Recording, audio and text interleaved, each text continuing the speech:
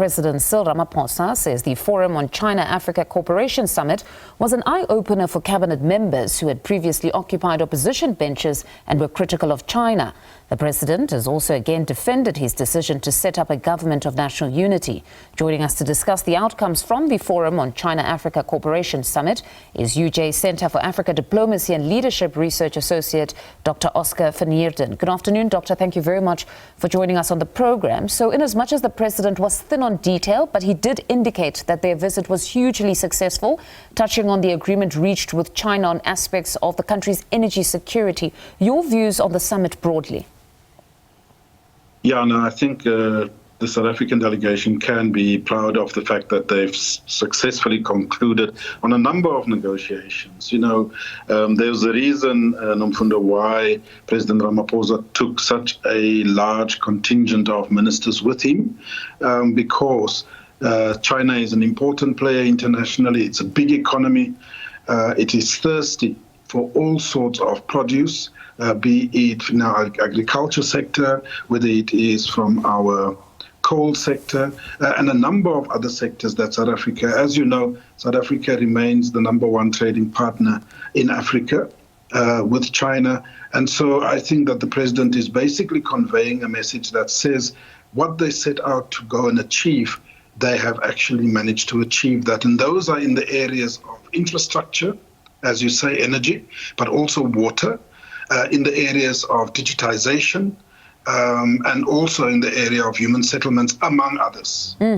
Now, the biggest announcement that has become quite the talking point was, of course, the pledge by China of $50 billion in financing to Africa over the next 3 years. Your reaction to just that huge amount of money to be invested on the continent? Yeah, I think China is making a strategic decision. They've looked at the continent. They've assessed what is it that their needs are in terms of raw materials, but also where they can partner and do good with African governments, including South Africa and countries in SADC. And I think that they've decided that it is an important continent for them, and hence the massive injection of $50 billion. Now, there have been critics, of course, with the President Cyril Ramaphosa quickly addressing the view by some that Chinese investment in Africa is them almost pushing the continent into some sort of a debt trap. Where do you stand on just this often stated view by some? Yeah, it's an unfortunate sentiment, I think, because if we look at decades before, where Africa was reliant particularly on Western economies, Western Europe and America and Canada, you know, one would argue that if you look at some of the countries today and the kind of debt they find themselves in through the World Bank and the IMF, these are financial instruments that is largely governed by the Western Hemisphere countries. And so I think it's disingenuous that now that African governments are looking to the East, it is said that they are going to be falling into a debt trap. I think Africans are acutely aware of what they are doing. They know what their needs are.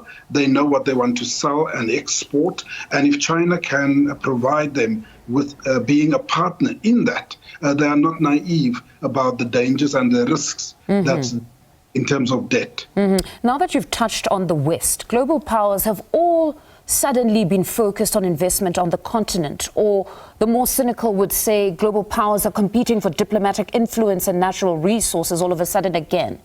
Do you see this renewed investment drive, or the new scramble for Africa, as some have called it? Do you see it benefiting Africa, or it will again be an opportunity to exploit Africa and her resources?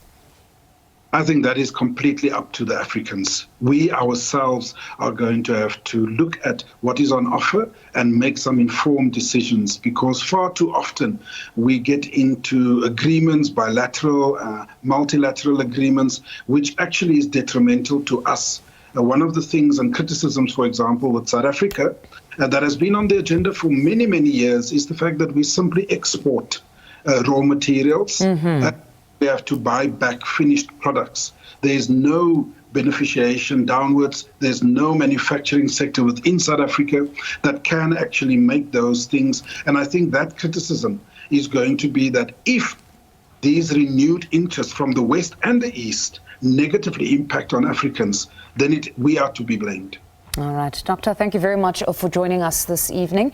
It's UJ Center for Africa Diplomacy and Leadership Research Associate, Dr. Oscar van Heerden, sharing his insights there.